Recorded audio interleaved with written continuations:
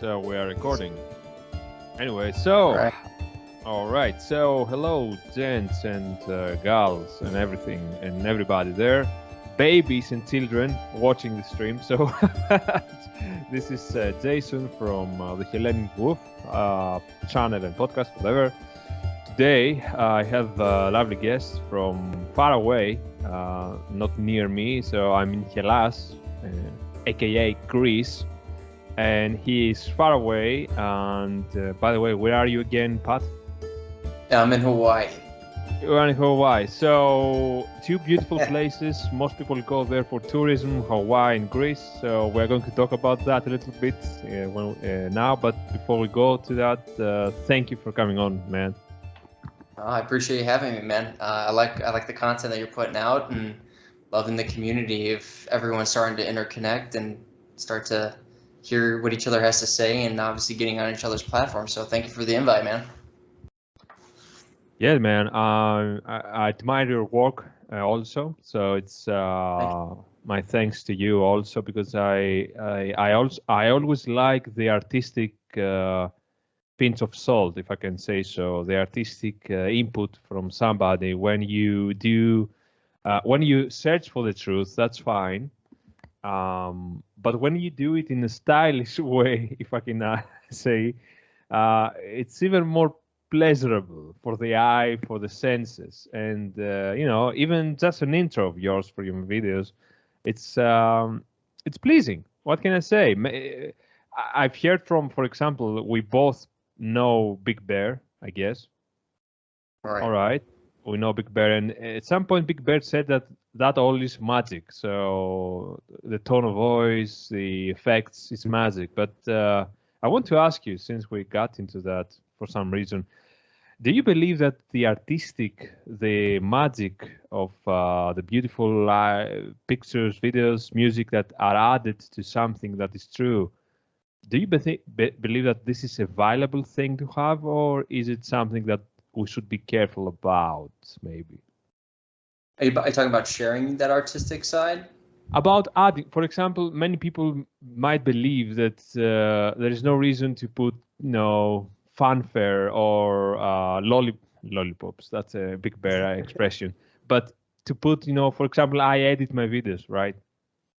Yeah. Some people might say, and they say, I have people in my vicinity that they say that no need to do this artwork. Just put the truth out there. What's your belief about that? Well, I think it goes to anything else that we talk about in regards to truth, right? It's also each one of us has our own style and who we are in our expression. So if everyone's doing it the exact same way, where it's just like, here's the truth, that doesn't always work for everybody. And it also, if as a viewer, right, a lot of us view a lot of content, like, when someone's being authentic, when somebody's not being their true self. One thing I noticed about yours, as I was watching your content and just getting familiar, I was like, yeah, I like that he does these edits. Like, just right off the bat, I can tell intuitively that was just your way of presenting. This is your way of getting the importance of your message across, or whoever you had on your show. I'm not very good at doing the edit stuff. Like, that's not me. It's not that I don't like it. It's just I don't do well with it. So I'm like, okay, well, how do I get that across? And so, as you were saying, like the opening intro, that's an original song that I created that I wrote, and then my buddy helped produce it and kind of made it what it is.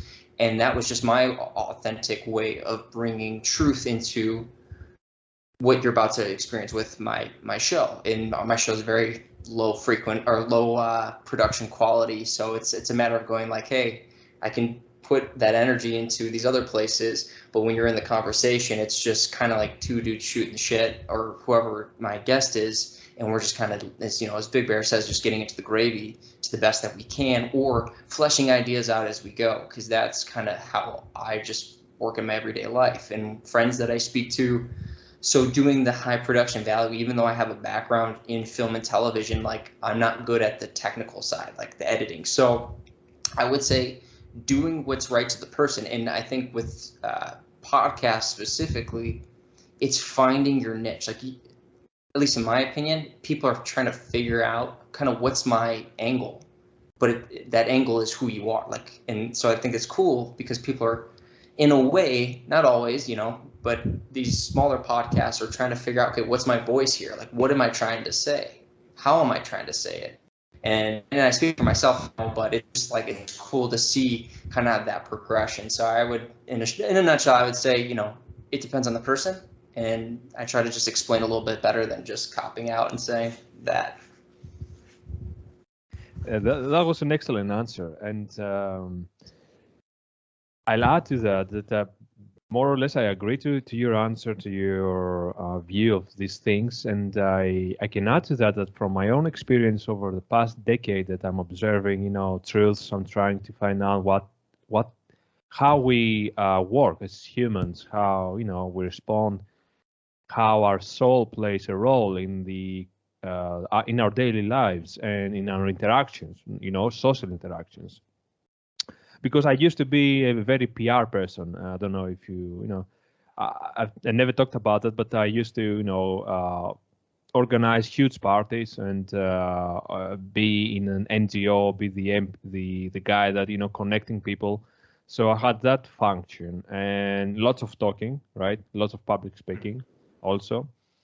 And, I see that now, growing older, that what you said about finding my niche and all these people trying to get to read the marketing blogs, for example, and how will I be promoted better, how I will find my niche.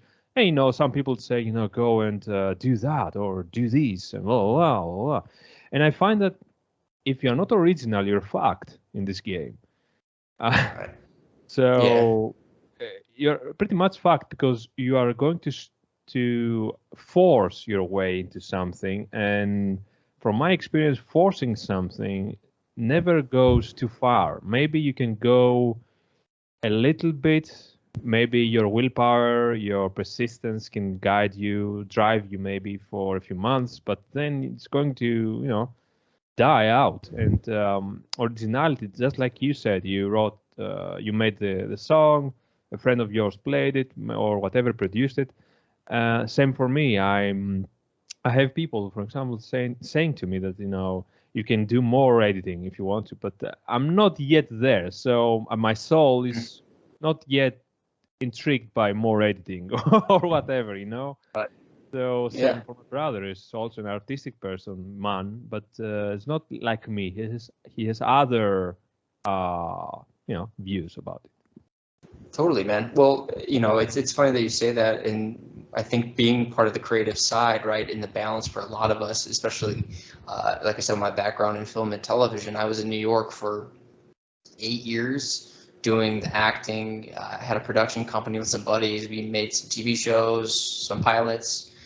Some shows got, they're up on, Amazon and different Roku and things like that. So like we had decent success, but what was happening in just in general, when you're in a creative process, is people want to put their 2 cents into all your ideas. When people see, and there's also people who are doing their own thing and are successful and they want to give insight, but a lot of times people want to give you what you should do from their point of view. And when you can't discern what's actually helpful, and as you said, following your intuition, your soul path, and like what that depth of you is saying, like, hey, stay with this, just focus on this. You can get caught up in trying to take other people's energy and their ideas and their baggage, and you're carrying that, and you're not even telling your creative angle anymore. It's somebody else's, and you can see that with content, but you can also just see that in people's everyday life. It's quite fascinating, and I'm saying this from somebody who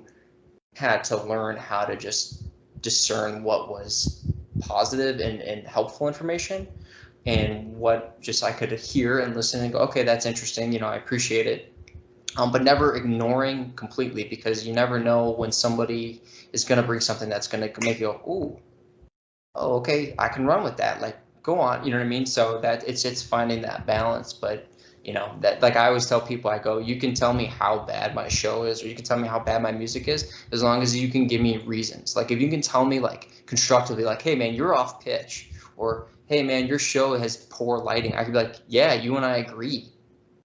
Glad we got an agreement here. Or, hey, you have, your mic is soft, or, hey, you move your hands. Like, I'm like, cool. Yeah, I don't actually disagree with you there. It's like we can actually come to terms. But if someone's like, you fucking suck, I'm like, thank you. Thumbs up. Like, cool. So.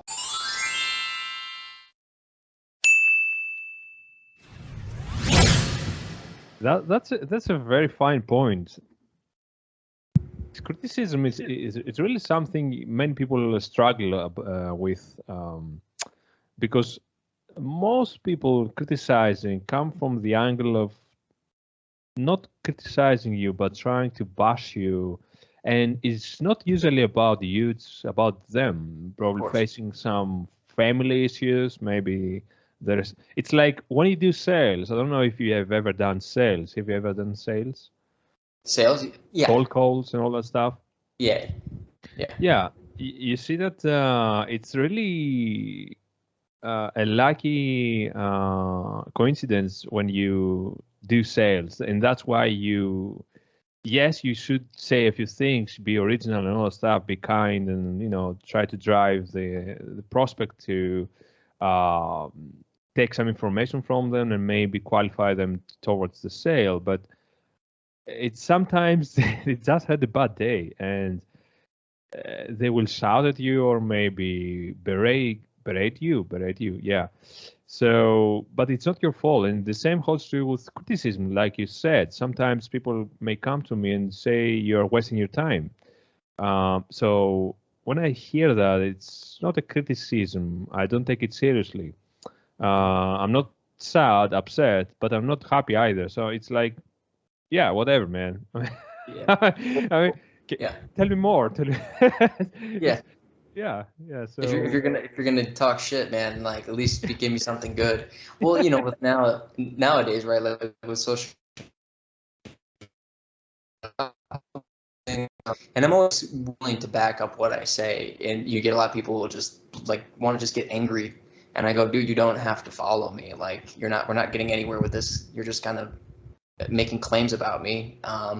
So if that's the case, dude, you don't have to follow me. And what you notice is, to your point about a lot of times has nothing to do with you. It has everything to do with their own internal struggle. So that's why, for me, and it's not easy, like you said. Like I try not to take it personal. I try to allow myself to not let their energy affect me, right? Because as we know, and we could talk more about this today, about just the human body and just life in general, like it's just a transfer of energy. It's electricity that's always in motion. Like it's never leaving or entering into this realm. It's just continuous transition. What's what I'm looking for? Not transition, but it's just continuous motion. So it's never stopping. So that's the thing, is knowing, okay, well, what energy then that is flowing through this invisible highway that's happening all around us. Like, what am I going to allow into my field? And so it's just learning how to be better at that. And I think this goes back to when we talk about our own truth, like when you can be more in your truth and who you are, and just kind of basically building your toroidal field and really building a strong field. Like that's not only what protects you, but then it also allows you to, lack of a better term, shine, and people feel that radiated energy and going like, man, like I just love what you have to say. Or even if you're not wrong or I disagree, like I enjoy listening to you, or I enjoy your insights, or I enjoy you just fucking doing whatever it is that you're doing. Like it's just cool. And the people who don't agree with you, I mean, and they give you shit or whatever, it's like, okay, man, like I'm getting better at it, not being like oh fuck you, it's just like, so. But one thing is certain, man, you can do voices. So if anything fails, you can certainly do voices. So, well, voice actor. I don't know. I know you obviously watch Big Bear and stuff, but I was talking to a while to Jim Bob about doing a rap that I actually wrote. The rap's done. It's just and it needs to produce, but I need the voices for it. The only one I can do is the Shapiro. I can't do the other ones, but it's basically the entire rap is like Peterson, Shapiro, Dawkins, Stephen Hawking's, and it's just all of them talking about how, you know how they're always talking about a conversation about a conversation? Like they're always like, let's have a conversation. So the whole thing is them trying to basically rap about why they're misunderstood. And so they're like trying to basically tell their story because everyone just like can't understand them. So it's like, and so the whole song is basically about being misunderstood. But the pun of the entire thing is that they never actually get to the point of it. So they're just basically having these conversations about conversations. So it's like this perpetual state of like, no one fucking knows what they're talking about really. They're just, yeah. Yeah, they're taking off. Fun that you mentioned it. Man, I read a lot of books, for example, for many years now, since I was a child. I've read thousands probably by now. And one book I couldn't get through, one book. Guess what that book was? One book. I have no idea. Jordan Peterson's 12 Rules for Life. Oh, no way. I couldn't not even finish it, but I couldn't even go past the first 30 pages. It didn't even make any sense, man. It didn't. Dude, even make I fell for the Peterson trap too, man. I fell hard, and I remember I bought the book. It was just funny. I was living in New York. I bought the book, and I was at the Barnes and Noble, and the lady or someone behind the counter was like, to some extent, they're like, I know him or I know someone who knows him, and they're like, how, like basically looking at me with these daggers, like, how could you be buying this book? And then after I bought the book, I was looking at myself with those daggers, being like, how the fuck did I buy this book? Like, same thing I do. I got through like the first 2 chapters, and I was like, all right, this is not what I thought. And I go, well, you can have my money. Fuck. Or maybe the UN can have your money. Who knows? Seriously, man. Exactly. Yeah, but anyway, but it's funny, right? And to maybe kind of segue a little bit on that, just like kind of how is we're talking, right? Like we listen to the same people. We obviously have kind of gone on the same. The truth, right? It's a lot of these same voices, these same figures that come into your life, and you realize you're like, is there something here? But the beauty of it is being able to, again, discern, like, my encounter with this public figure or whoever it is had a purpose. Everything has purpose. And it's knowing, again, just like these truth communities and all this stuff, it's like knowing how to discern, like, what's the psyops, what's the BS, and knowing where's the truth in it, right? And that's the way I've been trying to look at it for a long time, of not just going like everything's an illusion or everything's a deception. It's like, and this is my creative side, it's like even in your characters who are the most manipulative, there's always going to be truth. They're always coming from a truth. There's always a truth that's in there. It's just finding what that nugget is. And just obviously with the world that we're in now, and part of my journey into truth is going, I have a background in writing these stories and creating these worlds with these types of people in mind, and building these characters with that of going like, they have to be something about them that's truthful, that's likable, that has logos essentially. And it's knowing now in the world around us, knowing like, oh, okay, where's the truth in all this? So you're looking at it from a positive place, like not just being like, fuck Peterson, fuck Shapiro. It's like, okay, well, what was something that I got from them? As much as I like to make fun of them, it's like, what's something that I actually was able to take away from it? Because if I could do that, and a lot of us can do that, then you know that all of those people that are like the screw you, or the people we've listened to when we bought their books and it was just about lobsters and dog shit, it's like, hey, I got something from it, but it's just knowing, okay, well, what is it? So yeah, that's my take. Yeah, agree to that, because there's always a lesson everywhere. If you look, just look, and Peterson both got us both to his traps, but there was something about him that drove us in, and not only us, many people. And same for Joe Rogan, whether you like him or not, he had something to draw so many people, so many, especially men, looking for the truth. So yeah, right. if you do say, oh, fuck them, they're totally seals, right, then you're losing the point, because if you don't take the lesson from that, you analyze, take the lesson, and then going forward with your life, then you're going to fall into the same trap again and again. Exactly, dude. And that's just what's so fascinating, right? Is I see it a lot, not to sidetrack, but it's on the same point of like in my background in fitness industry and training is you just time and time again seeing people going into these same patterns, these same let's just say setbacks, and they can't see it. And what's cool about being in that field as well as in the film and television is you're constantly observing. You're constantly just taking everything in every step of the way. And for me, at least, just having that wonder and curiosity as a kid, just being able to go, well, why is this? Why is that? How is that happening? And just really learning how to hone that over time.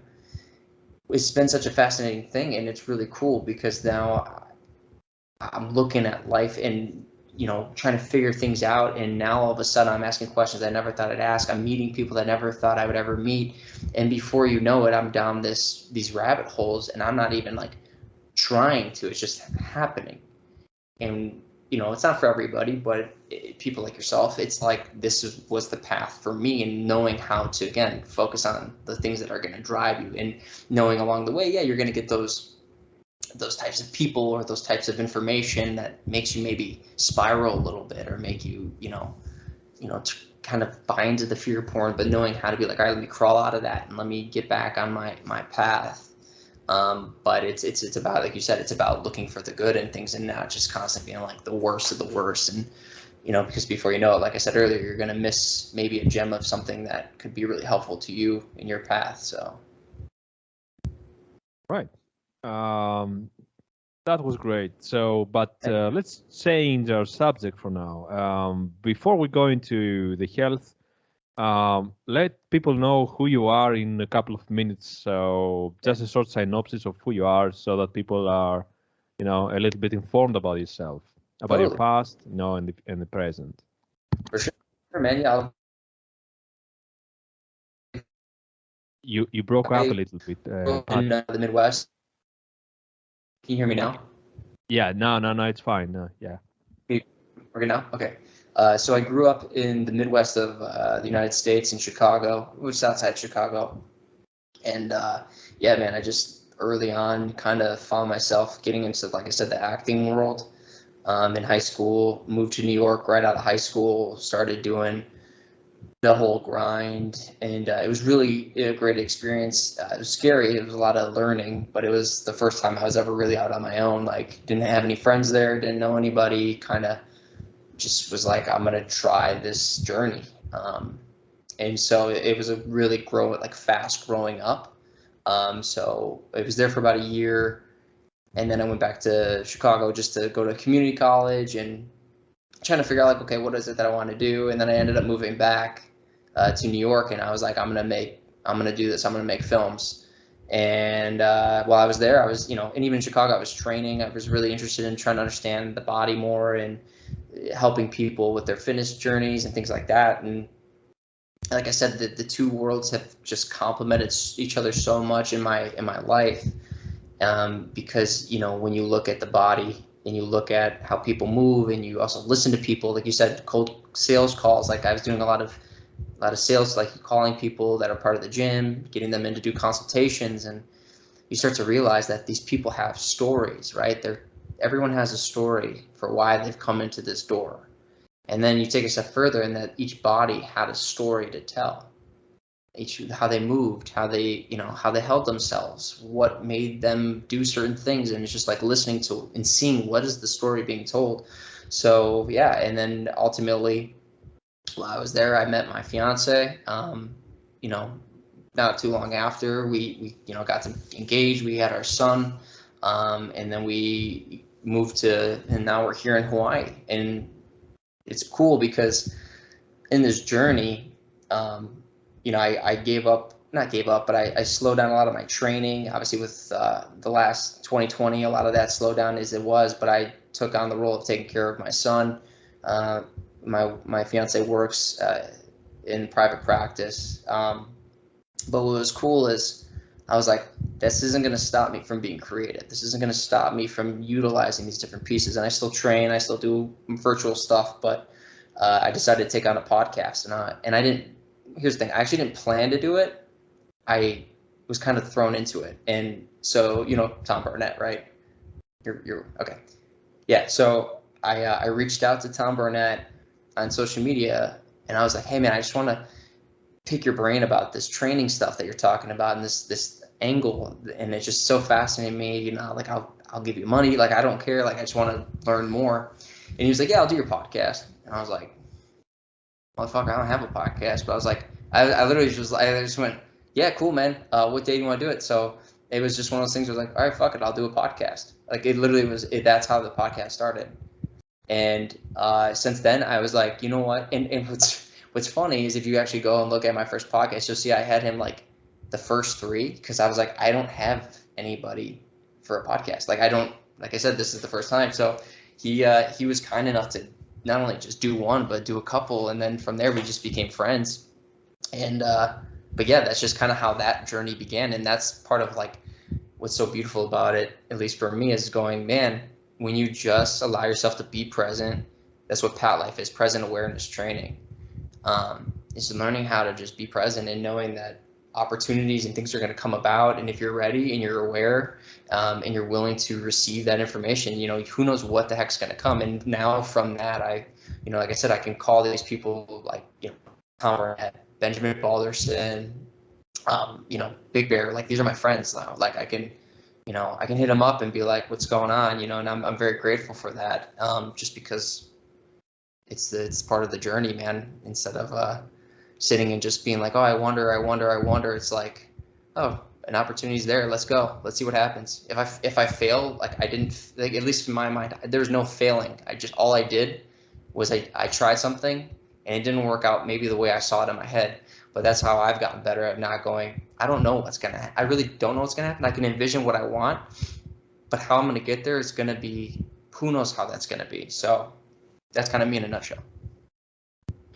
I couldn't say the last part better than you. And thank you for sharing your story, Pat. And let me add to your point.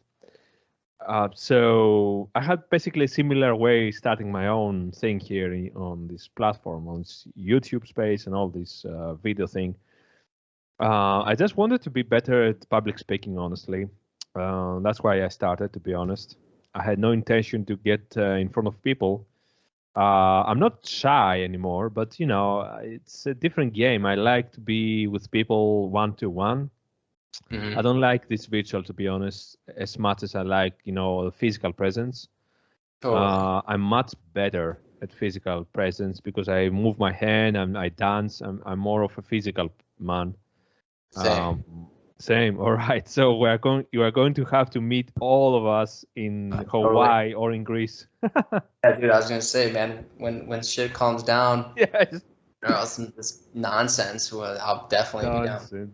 It's nonsense. Yeah. By the way, I'll tell you after that when we get offline of the record. I'm telling you what I'm preparing here for Greece in the summer. Maybe you're interested. So. Very exciting things with a friend of mine. So anyways, what I was going to say is that I stumbled upon the YouTube thing, but I didn't wonder, are the people going to hate me or like me, blah, blah, blah, whatever, man. I just went with the flow. I just, said, what? I have a motivation. I have a goal, maybe you can say, a spiritual path in front of me, and I want to pursue it. And if it goes well, it goes well. If it doesn't, I will see if I can, improve it, because there's always improvement. People think sometimes, Pat, that if you do a mistake, you're fucked, but it's not true.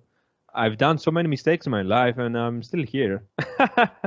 And there were many of them were very dangerous, and I mean, life-threatening ones. Jeez. I was gonna say, man, that's the thing, man. Is most people, when you kind of conform to the mindset of this hive mind of our modern day, these are people that don't want to have identity. They don't want to have an identity of true self, a capital S. And that's the thing is as you said, making mistakes, failure, like that's a part of the growth. Like it's the trials and tribulations that are going to make you who you are, and not necessarily who you are, going to reconnect you with self. And I don't want to say higher self, but just inner self. And that's where a lot of people, again, miss the mark. They sin, right? Is they're afraid to take any chances. There's this fear of failure or embarrassment. And the same thing with you, man. I think that's why we do connect already as much as is, because you're saying the same things that I've gone through, where I'm like, if this thing doesn't do well, at least hopefully through this process, I talked to people that I wanted to fucking talk to, and I learned something. And I can assure you, I've learned so much as it is, and the more you do it, the more people who are finding interest in what I'm saying, or the people that I have on. Now I'm getting connected with people with topics and information that I'm like, yes, this is awesome. And then just now it opens my mind to so many more things. And I can assure you, even as a trainer, I've learned more about what the body is and health and wellness, and truly getting to more the bottom of things just by doing this fucking podcast than I have in the 9 years before this that I was doing training. And I mean, I learned a lot through that, and don't get me wrong, there's a lot of good things, but it only solidified those things that I noticed back then, where I was like, there's something here, I just don't know what it is. In this last year and a half, 2 years, it's now I'm like, I have the answers, or I'm closer to those answers to make sense of what it was that I had 5 years ago that made me go, intuitively, there's something here. What is it? But I just said I didn't have the right information, or I had disinformation. So I had to, it's the unlearning and then relearning or learning something new and going, holy motherfucking shit, that's what it is. And that's where it's exciting for me, man, because I'm like, now I can actually help people more. I can give them information. It's not about that I'm the one where people need to come to and get all the answers. Like, no, because I'm still learning. I'm still such a student. But it's being able to go like, now you can learn about yourself that much more if you choose to. So that's just what's been such a great journey about it. And, I wouldn't change it for the world. And if people don't want to take that journey and they just want to troll, or they just want to be quiet and live their life, it's like, hey, man, that's you. It's your decision. I'm not here to tell you otherwise. But that's not me. So, yeah.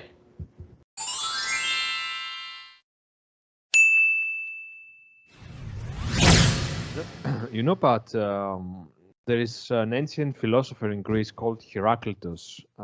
In Greek, in Hellenic, it's called Heraclitus. So, and he said, I think, I may butcher his quote, but I think he said, you can never cross the same river twice, or something like that. So, meaning that even if you go back to things, if you experience the same place 5 years ago and now, so if you experience it in different time scales, you are going to be a different man. So that means that you're going to have a different view. So you're going to see it in a different, light. So that's the same, I think, in my life too. So when I'm seeing things that are, for example, one thing that it's a little bit, I'm ashamed to say, but I was making fun of astrology and numerology back in the day. My older brother and my father, they were very keen into astrology and numerology, not in very deep. They weren't very deep into it, but they were talking about it, shooting the shit about the numbers. It's my number is 8 and why that's important. And I was always making fun of that. Always. I was ridiculing them. And now, 10 years later, I'm crossing this river, and I'm so ashamed of my previous self to be such an asshole. And right. And I'm now discussing with my older brother about, about the zodiac, and it's so, in a sense, it's so liberating, but in another sense, I'm looking in the mirror and I'm saying, I was such an asshole. Right. So apologies. But that's the beauty of it, man, is that you have that ability to grow. Like that's exactly it. It's growing, of being able to go, yeah, look, I know me 10 years ago, I was a dick, or I was being a shit. And it's like, when you can have that ownership, that's what people will go, man, there's something different about him, man. Like, and it's just, and most people now go, you're different. It's like, yeah, that's what life is. It's about growing. It's about changing. Now, don't get me wrong, people can change in ways where they become nihilistic, egotistical. I see a lot in the film and industry world where people start getting recognition and doing big things, and then they're not the same person. But the person they were before compared to what they've become, it's going, you know what, I actually prefer this person. And here's the thing, it's all perspective based, man. It's because people can look at the person who's famous and go, or looked at you and been like, dude, when you were back then, I loved you back then, but now the stuff you're talking about on social media, like, or on your platform, how you've changed. And like, they look at you a totally different way, where it's like, people might be like, dude, I fucking love your stuff, man. And then they looked at you before, like, man, you sound like kind of like a bitch. Like, so that's what's so cool about it, is knowing that it's perspective. And it's also part of life. It's a part about what real life is, not this, lollipops and fancy pants, like living in a bubble kind of mindset, where it's like, everyone has to be really nice and no one can say anything and no one can change their points of view. And if you do, you're no longer in this club, fuck off. We will, it's just like, I don't want to be a part of that. That's not me. So the fact that you can own up to that, man, I'm always like, dude, kudos in my book, because a lot of people can't do that. True. Thank you. So tell us more about your fitness. So what was your fitness paradigm back in the day, and what changed? Not only fitness, of course, because Yeah. we cannot really separate fitness from health, to be honest, in my book. So what changed? What did you learn during the past 5 years? Yeah, man. So it really all kicked off with, I was just real quick learning the basics that you would learn in the training world, and reading the anatomy books that they would give you, and just the material that you had to do just to get certified. And it was all well and good, and it was just going like, man, I don't feel like we're helping people. Like, we're helping, but we're not like helping. And so it was actually my fiance's really good friend, our good friend, who's also, he's a doctor, he's an anesthesiologist, but this was about 3 or 4 years ago. He just started talking to me. He's like blowing my mind with stuff that I had no idea about water, and just talking about, structured water, or he was talking about just the different components of water, and my mind was just blown. So I was like, I just would go and visit him at work while I'd go to see my fiance, and then I'd go see him and talk to him for a couple hours, and I'd just be like, tell me everything you know, like, just talk. And he just started, because he was very spiritual, so he started to bring other things into my life, in the spiritual component, and at the time I just couldn't fully understand it, so I was like, oh, okay. But I just couldn't stop thinking about this water stuff, and vortexes and charge and all these things. So that kind of just opened my eyes to so many other things that took me down these rabbit holes, and then made me change the way I started looking at training. And then I was like, I have to look outside this paradigm that was created in the fitness industry, because they're not hitting any of this. We're not talking about any of this. So I was like, I have to look elsewhere. So I started looking into alchemy. I started looking into trackers, like hunting trackers, and being like, there's more here. And I started looking into, through podcasts and other things, started looking into astrology, and I started looking into these things and going, okay, well, what's here? If we're all in this and we're connected, and we're not apart from nature, but we're a part of it, how is this all connected? And this was now becoming the film brain of mine, going, how does the story connect? Because a good story doesn't, as much as they leave you with cliffhangers, there's always they're going to bring you full circle to some extent. And then it started making me go, okay, well, now let's look at the zodiac, right? And this is where it started taking me down these paths, and I was then going like, okay, there's something here. And then sure enough, like, on this journey, I started putting pieces together, and now looking at, well, what are the things in our body called? Right? Like, what's the name of the bones? What's the name of the muscle? What's the name of these things? And how does it relate? And one of the biggest revelations I had in talking about the zodiac was, if you look at the bottom of your foot, okay, what is the bottom of your foot? What's it called? It's called the sole of your foot. Okay, well, what is soul? It's sun. Okay, so El Sol in Spanish. It's so it's like, okay, well, why is then the bottom of our foot called the sole or your soul? So you're starting to see these things start to come together. I'm like, oh, that's interesting. And then why is the back of our foot, the heel, why is it called the heel, hell, or heel? These are all the same words. And then why is it that your big toe is called the hallux bone, which literally translates to hail, like breath, lux, breath of light? Why is that? Why is it that the ball of your foot is called the ball? Why is it that you go through from the ball, through the hallux, through the ball, through your arch, into hell, heel? This is the zodiac on your foot. If you break it down, and what happens when you go forward? When you're moving forward, you're springing forward. Spring, vernal equinox. And then why is it that your feet, your other toes, are called your phalanges, which is just a phalanx, which is basically a troop, an army in a specific form. You ever seen Troy, the movie Troy? Remember when the arrows are coming and they all get behind the... Yeah. That's called the phalanx. So why is it that they're called the phalanges? And these are things that were starting to go into my mind of going, when you move through the foot the way you're intending to, the way we were designed, you're moving through the seasons. You're literally moving through the zodiac, the soul, the sun, going through its entire cycle through the seasons. But now to take it a step further, and I was looking into, and a friend, my good friend, you should definitely talk to him. His name's Rob. He does a podcast called Dig Within. He was like, dude, you got to talk to these guys from GOATA.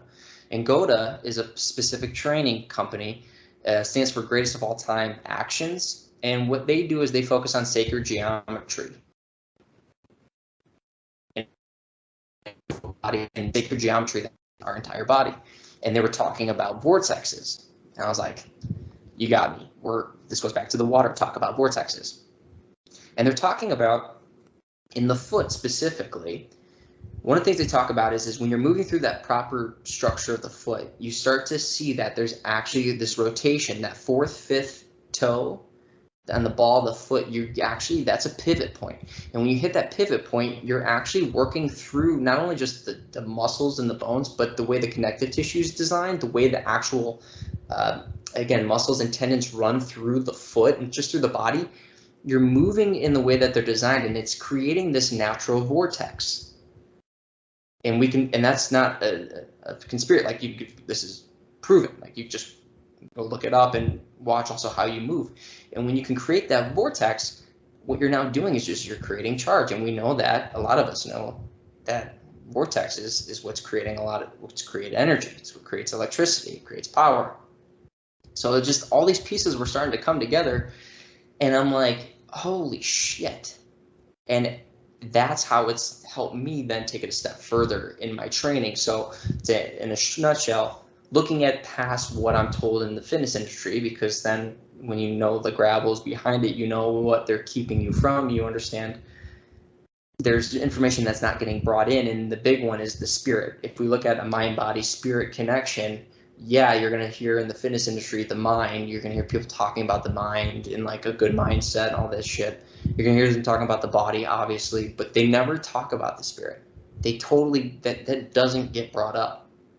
And people think it's always about religion, and it's not about religion. It's about self, that capital S self, and understanding what's within this vessel. So all these different components were starting to come to me. And as I was doing all this and looking at training, it was going, well, what is it that we should be focusing on? And these were things that I was already coming up with, was going, okay, well, what is it that I'm seeing? Like, what am I experiencing? And what I was experiencing, and I do experience with a lot of people, is when you get people under physical stress, majority of our population, majority of people don't know how to handle physical stress. Everything's in the mind. Deadlines, errands, trying to get to shit on time. It's always like, oh, I have to remind myself to do this and this. Oh, okay. So in the mind, in that ether, that oil, a lot of people can solve problems, no problem. They can handle those stresses. But when you put someone under a physical stress, because we've been so disconnected from this, Benjamin Baldwin talks about, like, the salt of who we are, the salt of the earth, that disconnect, also talking about wearing shoes and not being grounded and actually in your bare feet connected with the earth, people don't know what to do. And I would see that occur time and time again, where I'd put people in under a physical stress, and they would just, their form would start to break, all this stuff would start to happen, where I was like, okay, stop, like, you're not here, like, let's pull it back. And I just be like, hold this position, just hold it, I want to see what happens. And I'd start to see things that were just profound, where you'd see people like making like and like the hands would start doing weird shit, and like people, like some people would start to like hum or laugh or try to like make jokes, and you're just like, and what was interesting is the majority of people, when I'd ask them like why they did it, they didn't know that they were doing it. They'd be like, I did that, unless they were talking to me, like trying to make me laugh or something. Like, people didn't know they were doing what they were doing. And it was like, and I'm like, it's this type of stuff. Like, they had no recollection of it. And I thought at first people were fucking with me, but it was happening too often, where I was like, no, there's something going on here. So it just really opened my eyes to going, oh man, people don't know how to be with the present of stress, physical stress. So a lot of my training then has become is going, I need people to connect to the now, that present moment. And it always keeps coming back to the present moment, is because in the present moment, when you know that's all you have, that's what is available at this moment, that's where you're going to learn. That's where that deeper self is going to get the downloads. It's going to get that connection, right? When we're working on a project, or we're so caught up in what we're doing, those great revelations come to your mind, or an idea comes to you, and it's always in the present moment when you're so connected to what you're doing. So it was just now going like, I need to bring all these pieces together. And that's what I've been doing with my training for a long time.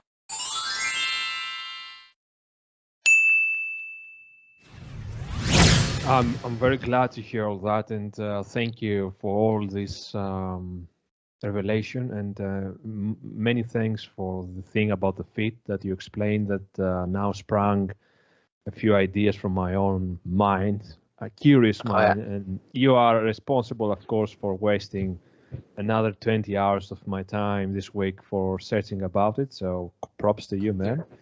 Well, hit me up if you have more questions, man. I cut myself short because I know I can literally rant for another hour on this stuff without stopping. Well, trust me, there's going to be a part 2 about that exactly thing that you talked about. So just don't be too fast to offer another thing, because I when I dive into something that I'm interested in, holy shit. So dude, real quick, you need to, for you and your audience, you need to get on Frank Chester. Have you heard of Frank Chester? I'm gonna tell you right now, if you want to get your mind blown, like, and go on some rabbit holes, go. I'll reach out to Frank. I'll connect you guys. I'll see if he wants to. Because just real quick, so, and I don't want to take you off what you were saying, but so Frank Chester is an artist, but he's also a sculptor. Like, he's a builder and all these other things, and he has proven, without a shadow of a doubt, that the heart is what he considers, he calls it a chestahedron. And a chestahedron is a 7-sided form.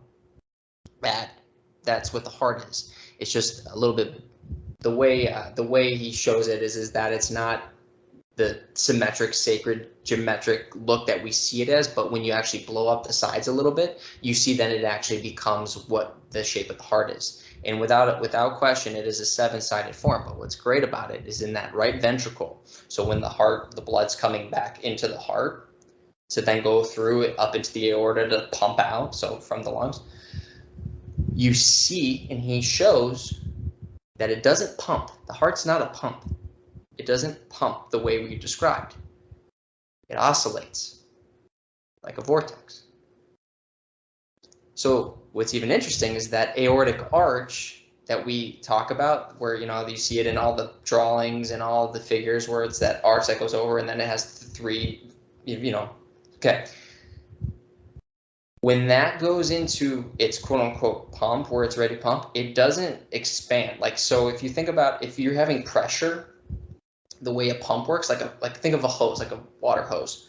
If I bend it and now I have pressure going through water, what is that hose going to do? If I have it bent, it's going to straighten out. The heart, actually, when it's about to basically pulse, oscillate, it actually implodes at that aortic arch. It doesn't do what you would think, because it's not a pump. It's creating this suction. It's a vortex.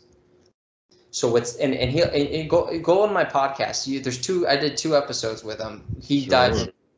You will not be disappointed. But this goes back to all that talk about vortexes, and it not only takes it in regards to health to the next level. It's part of those bigger solutions that can help a lot of people. A lot of people, if they only knew this information.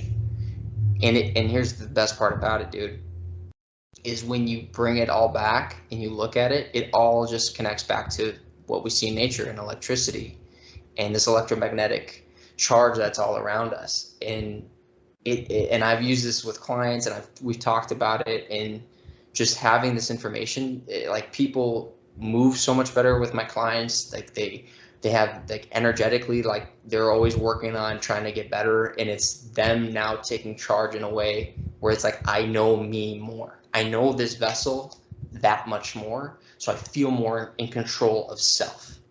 And that's what's really cool, is it's now having, basically, they say, like, knowledge is power. Like, people that I work with go, I feel like I'm walking around with this, like, this secret. And I go, well, it's not a secret. Like, share it. Like, because they're like, it's crazy that nobody knows this. It's like, well, there's a lot of people who know it. People just don't talk about it. But there are a lot of people who can't accept it. It's not that they don't know it. It's just they can't accept it. But anyway, I'll try to link you. I'll link you guys up, because if he's down to do it, which I don't think there should be a problem unless he's busy. But you'll be on a deep. Yeah. Thank you. Sure, man. And I'm going to link you also with, I don't know if you know the guy. Do you know David Weck? Oh, I know. Yeah, I know of him. Yeah. All right. So maybe you can have a few chats about the foot and the feet and all that stuff. But going back to your point about being present and going out of your mind, when you were talking about the people doing weird things and being in their head,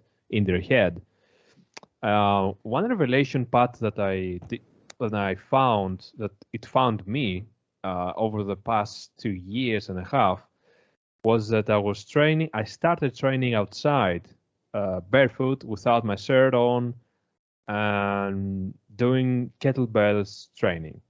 And one thing I noticed doing that is that it totally changes the way you distribute force throughout the body.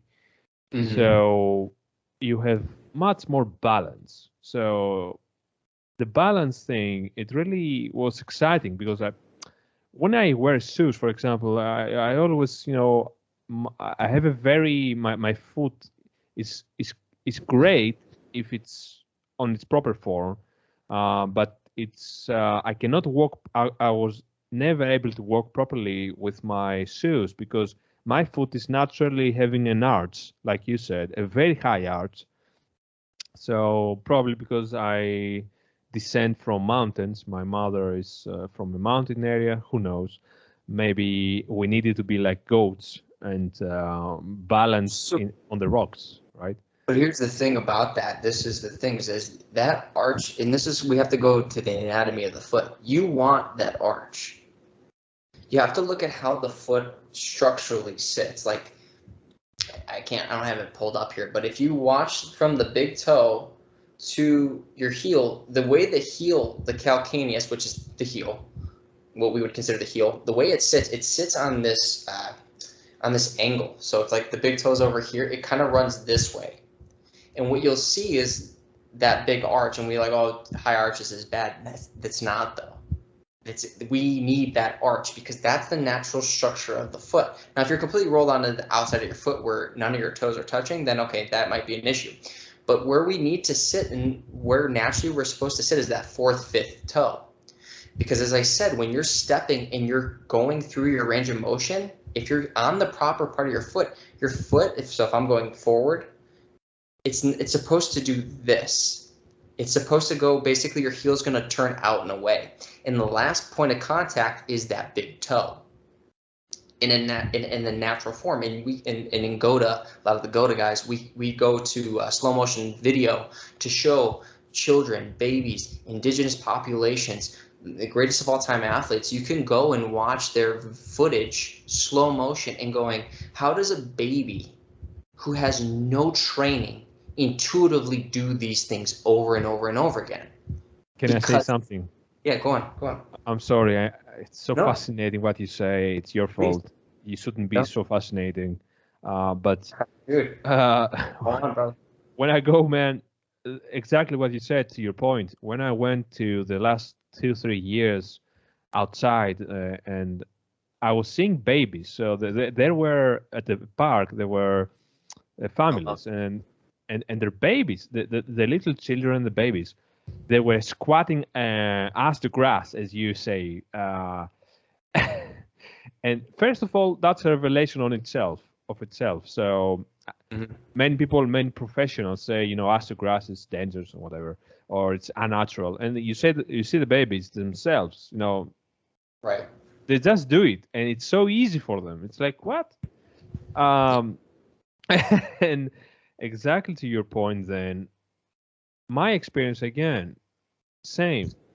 My arts, it started being a benefit for myself for the first time in my life. And to be honest, I'm a little bit pissed off with all the shoe industries and all the people and all this false information that we were getting all this time. Because to your point, you said that the fifth and the fourth, you go from the fifth to the toe, to the head toe. So first is the fifth. So my fifth toes, Pat, are not touching the ground. Never. So they are up in the air. And I think this is an issue because of my shoes. I always wear shoes, and my mother never had the the foresight to to see if my whole foot is destroyed. And now I really have to balance back my fifth toe to go back into the ground. So tell us more why this is important, and maybe is it connected with the hips? Is it connected with the knees? What's your opinion? Okay, dude. So, okay, how deep you want to get into this? Because I can kind of keep it. Shit! I'll give you superficial, like the super level. Yeah. For now, yeah. And if we want to do another one, dude, I'd love to, man. We can go 15 minutes more if you have to. I have no issue. We can do another 15. Yeah, let's. Okay, let's do it. So let's go superficial. All right. Yeah. So the reason why that fourth, fifth is important, like I said, is because just like like a pivot point. Okay, so you have certain points in your hand, like in your feet as well, where there's a pivoting motion that occurs. Like if you're playing sports, for example, if I need to pivot, that pivot point, and I know David Wack knows this. A lot of people know this because I've heard them talk about it. We know that fourth, fifth toe is where that pivot point is. And I'll stay at the superficial, but that's where your pivot point is. It's the same thing in your grip here in the hand. So when you're turning and you're moving through space and time, and we're not utilizing that pivot point, and as I said, talking about the structure of the foot, if the way the arch is sitting is kind of like on this angle, you could just look at a picture of the sole of the foot, like a baby's footprint.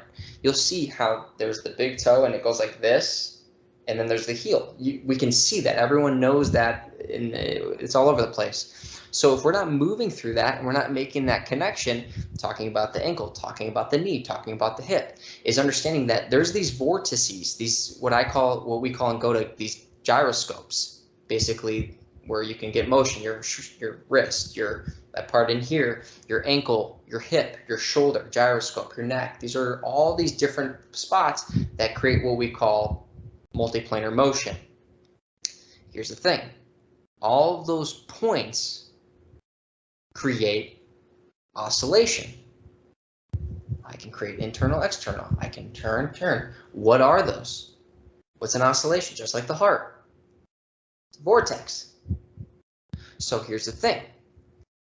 If your entire body is full of these vortexes, these spirals, and you don't move through those spirals, and we know that vortexes create energy and electricity, my question to you is, what happens if you're not moving through those spirals, those vortexes?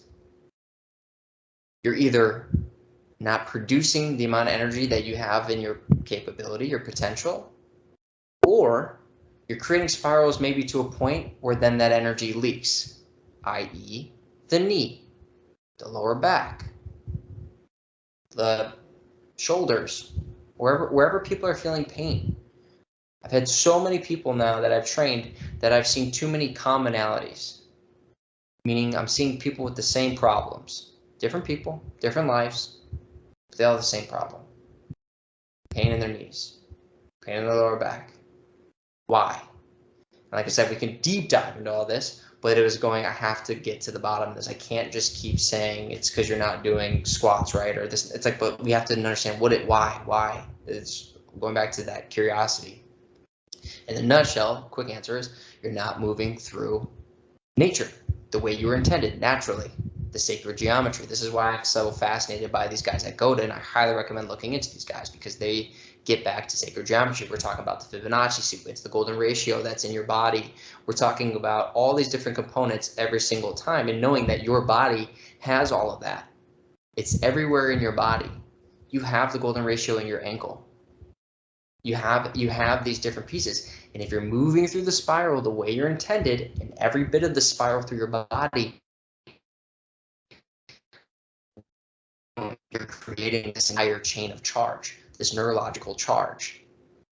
And not to get too far off, but as I said, talking about the heart not being a pump, if you think about it, if this vortex is what is creating that oscillation, that dispersion of pulsating, what's creating the blood, it's actually the other way around. The blood is the charge, but the point is that once it gets to the feet, we're in the mindset that, oh, the heart pumps the blood down to your feet, and then that pump is what sends it up. Well, guess what? Any engineer is going to tell you that you're not going to put a pump at the top of a mountain to get water to go back up. We're going to put that pump at the feet or at the base of the water, because how the fuck is that water going to get back up?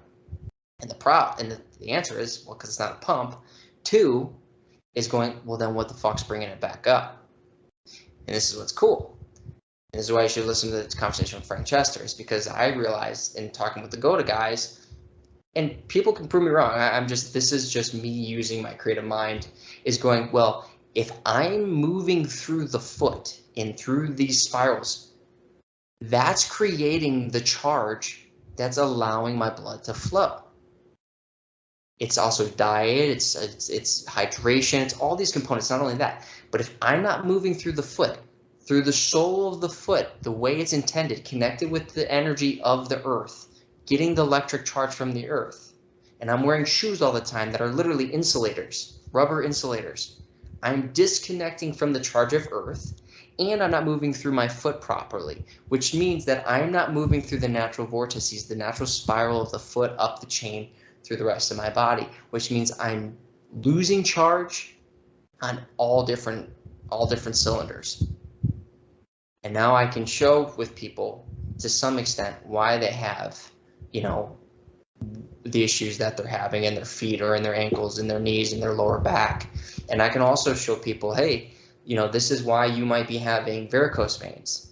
This is why you may be having, I can explain to people where your sciatic issues are coming from. People have sciatica.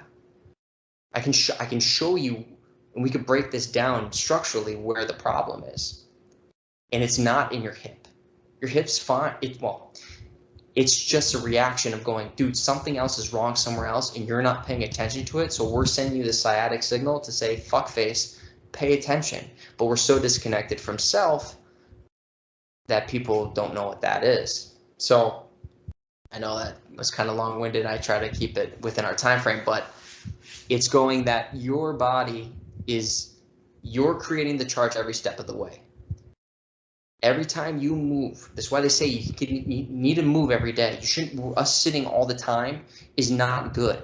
And if you're sitting appropriately in like crisscross applesauce, in like what we call a cowboy's pose in GOATA, I forget the other name of it, but like basically sitting on your knees, all these things are going to help facilitate that inside ankle bone high, basically getting you in that proper arc of the foot.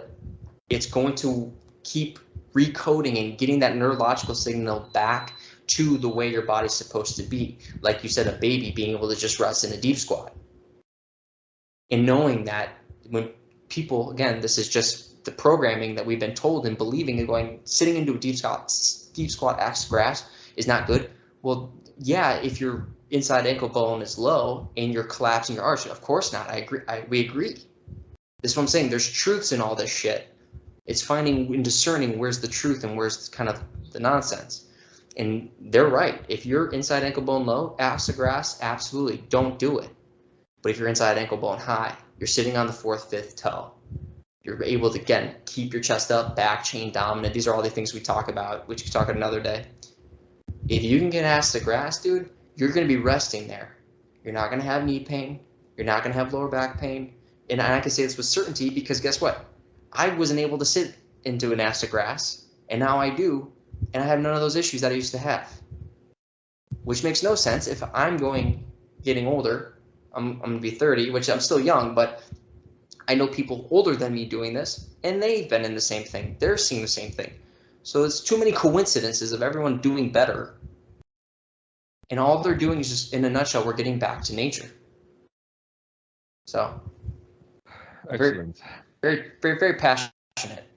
Yeah, I can see that. I can feel that. That's probably the proper word. I can feel that, and I thank you for doing some analysis in less than 8 minutes.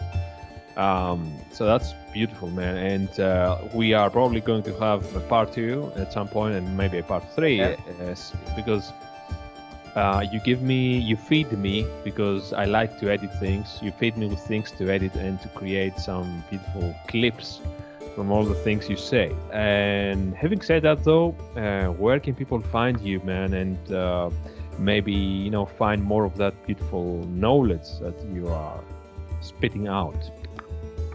Yeah, man. Well, first, thanks for having me again. I really appreciate it, dude.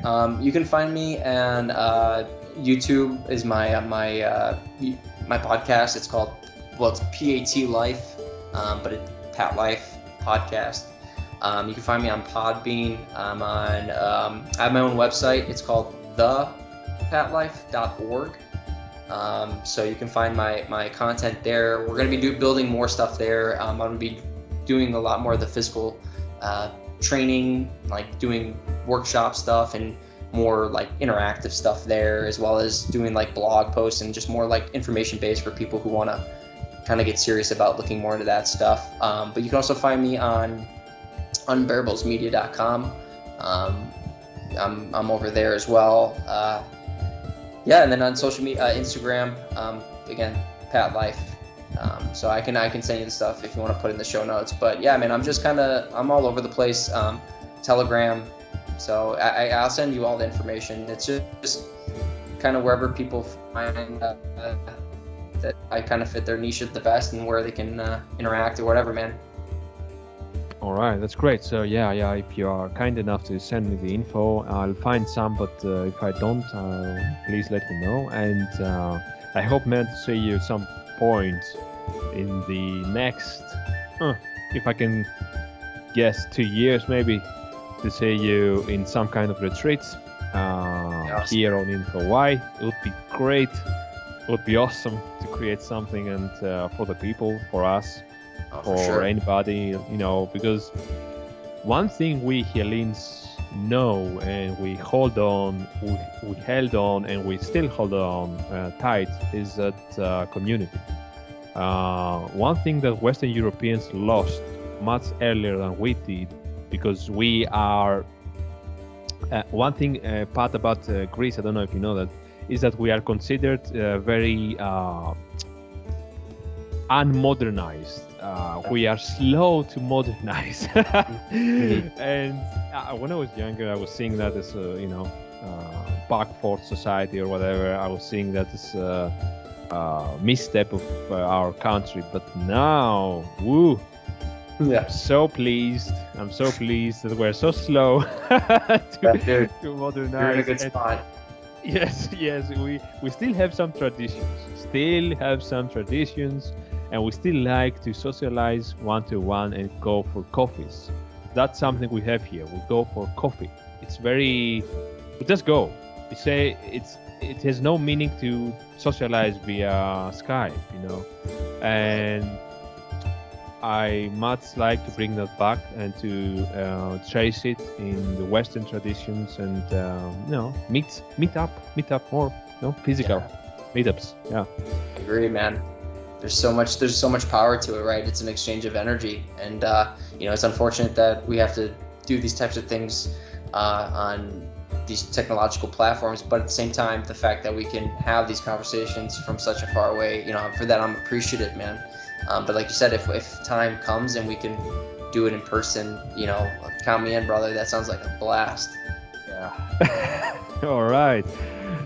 So that's a problem. So please, Pat, stay for a minute after the recording. And for anybody else, thanks for watching us, watching Pat. And if you like what Pat said about all these things, go to Pat's channels and give him a like, give him comments, watch his things, his videos, his efforts, because never remember that we have a lot of power to change things, to improve things in our lives. We just have to first realize that and then to act upon that.